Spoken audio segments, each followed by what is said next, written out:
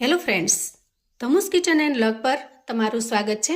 મિત્રો, અત્યારે બજારમાં એકદમ સરસ ફ્રેશ લીલી મેથી આવી રહી છે અને જોતા જ આપણને આ મેથીમાંથી કશું બનાવવાનું મન થાય એટલી સરસ ફ્રેશ હોય છે.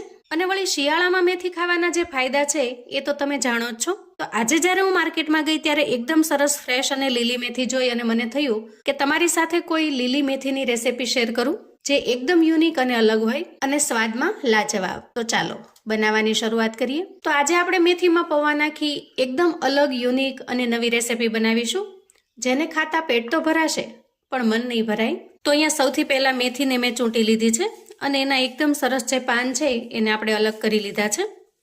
ડાળખીનો ભાગ બિલકુલ ન આવે એ રીતે આપણે પાનને અલગ કાઢી લઈશું. હવે મેથીને ધોઈ લઈશું અને ધોયા પછી એનું બધું જ પાણી નિતારી એકદમ ઝીણી ઝીણી સમારી લઈશું. મેથીની ક્વોન્ટિટી જોઈએ તો અંદાજે 1 વાટકી જેટલી થાય છે. સામાન્ય રીતે બજારમાં જે પૂણી મળે છે 1 પૂણી જેટલી મેથીને મેં સમારી લીધી છે. હવે આ તૈયાર થયેલી મેથીને આપણે સાઈડ પર મૂકીશું અને અંદાજે 1 વાટકી જેટલા પૌવા લઈશું.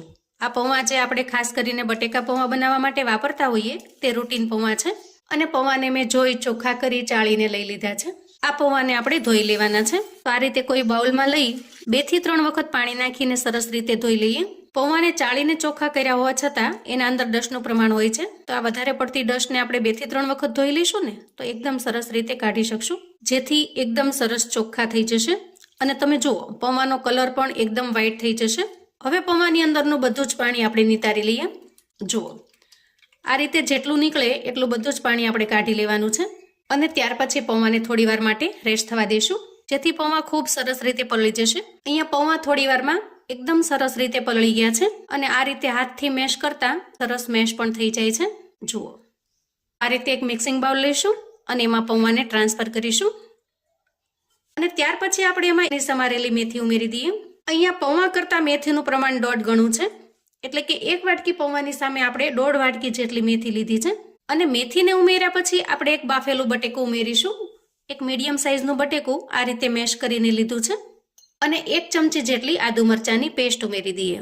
સાથે ઉમેરીશું એક મીડિયમ સાઇઝની ડુંગળીને એકદમ ઝીણી સમારી લીધી છે, એને ઉમેરી દઈએ અને ઝીણી સમારેલી કોથમીર ઉમેરી દઈએ. કોથમીરનું પ્રમાણ પણ થોડું વધારે રાખ્યું છે. હવે આટલી તૈયારી કર્યા પછી આપણે આમાં સૂકા મસાલા કરી લઈએ. સ્વાદ પ્રમાણે મીઠું ઉમેરી દઈએ. સૌથી પહેલા તમે બટેકાને બાફતી વખતે જો મીઠાનો ઉપયોગ કર્યો હોય તો અહીંયા એ રીતે મીઠું ઉમેરવાનું.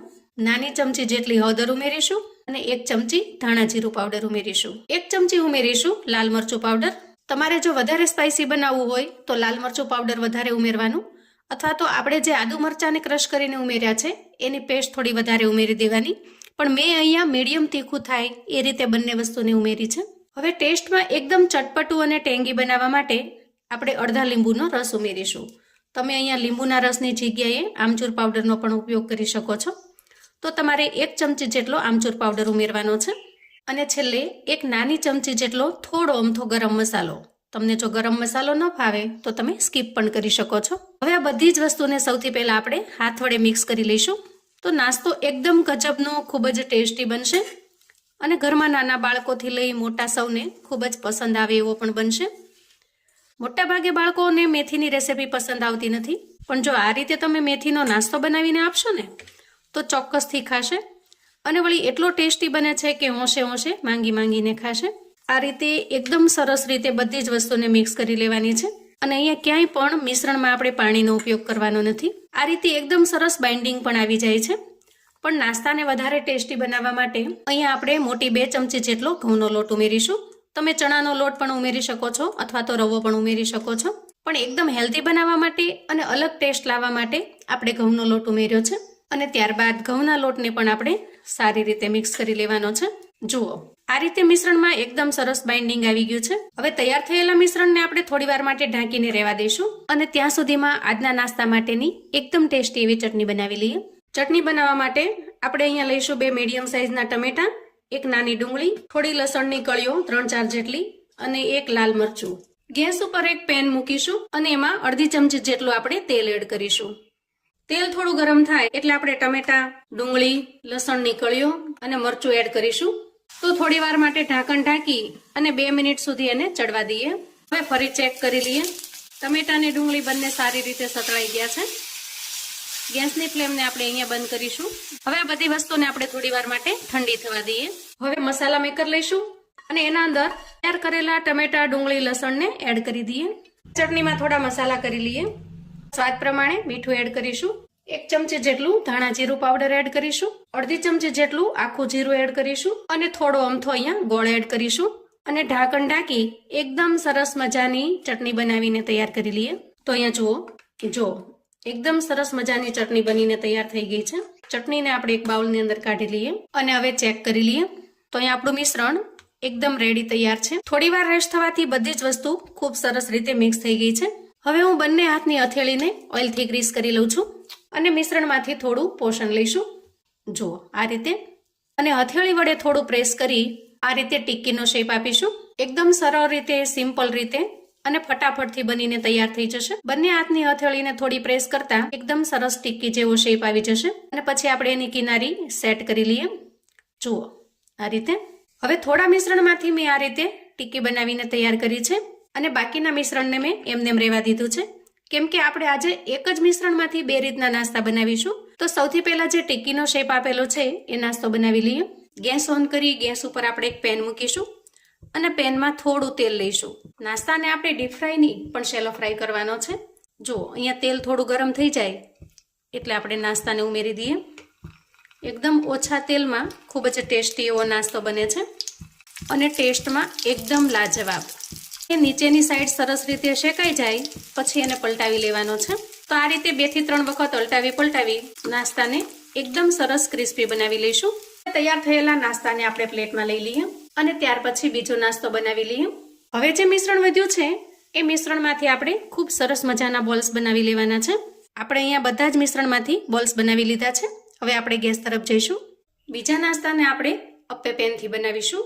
તો અહીંયા ગેસ ઓન કરી ગેસ ઉપર આપણે અપ્પે પેન મૂકી દીધું છે અને ત્યાર પછી અપ્પેના બધા જ બોક્સની અંદર થોડું તેલ ઉમેરી દઈએ અને તેલ થોડું ગરમ થાય એટલે આપણે એમાં બોલ્સને સેટ કરીશું. અહીંયા જેટલા બોલ્સ બનેલા છે એ બધા જ આપણે સેટ કરી દીધા છે. આ નાસ્તો ઓછા તેલમાં ખૂબ જ સ્વાદિષ્ટ બને છે અને સાંજે નાની મોટી ભૂખમાં અથવા તો બાળકોને લંચ બોક્સ કે ટિફિન બોક્સમાં પણ બનાવીને આપી શકાય એવી ટેસ્ટી અને હેલ્ધી છે. અહીંયા મિશ્રણ બનાવતી વખતે તમારી પાસે જો થોડા વેજીટેબલ્સ વધારાના હોય તો એને પણ ઉમેરી શકો છો. ગાજર, કેપ્સિકમ, બીટ કે સ્વીટ કોર્ન આવા કોઈ વેજીટેબલ્સ જો પડ્યા હોય તમારી પાસે તો એને એડ કરીને બનાવશો તો નાસ્તો એકદમ ટેસ્ટી અને હેલ્ધી પણ બનશે. અહીંયા આપણે આ રીતે બધી જ સાઈડ ફેરવતા જઈએ છીએ અને નાસ્તો એકદમ સરસ ક્રિસ્પી થાય ને ત્યાં સુધી એને શેકી લઈશું. હવે જુઓ આ રીતે એકદમ સરસ ઉપરથી ક્રિસ્પી થઈ ગયા છે. ગેસની ફ્લેમને આપણે બંધ કરીશું અને તૈયાર થયેલા નાસ્તાને આપણે એક પ્લેટમાં કાઢી લઈએ. મેથીનો આ નાસ્તો ખાતા પેટ તો ભરાશે પણ મન નહીં ભરાય એટલો સરસ ટેસ્ટી બને છે. ઉપરથી એકદમ સરસ ક્રિસ્પી અને અંદરથી બિલકુલ સોફ્ટ બને છે. જુઓ આપણે તૈયાર કરેલી ચટણી સાથેનું એનું કોમ્બિનેશન એકદમ જોરદાર લાગે છે. વળી આ નાસ્તાને તમે ગ્રીન ચટણી, ટોમેટો કેચઅપ કે પછી ચાની સાથે પણ એન્જોય કરી શકો છો. 100% મિત્રો, મેથીનો આ રીતે નાસ્તો બનાવીને તમે ક્યારેય તૈયાર નહીં કર્યો હોય અને જો ન બનાવ્યો હોય ને તો મારા કહેવાથી પણ એક વખત ચોક્કસથી બનાવજો, કેમ કે ઘરમાં બધાને આ નાસ્તો ખૂબ જ પસંદ આવશે. તો આવું અવનવું જાણવા માટે અને મને સપોર્ટ કરવા માટે ચેનલ પર જો તમે નવા છો તો પ્લીઝ ચેનલને સબસ્ક્રાઈબ કરો. વિડીયો ગમે તો લાઈક અને શેર કરો. તમારા સગા સંબંધી મિત્રોને પણ આપણી આજની એકદમ ટેસ્ટી એવી મેથીના નાસ્તાની રેસિપી ચોક્કસથી મોકલી આપજો, જેથી એ લોકો પણ બનાવીને તૈયાર કરી શકે, એન્જોય કરી શકે, એના પરિવારને પીરસી શકે. કોમેન્ટમાં મને ચોક્કસથી જણાવજો મિત્રો કે આજની આ મેથીના નાસ્તાની રેસિપી તમને કેવી લાગી છે. ફરી મળીશું એક નવી રેસિપી સાથે. ત્યાં સુધી આવજો મિત્રો.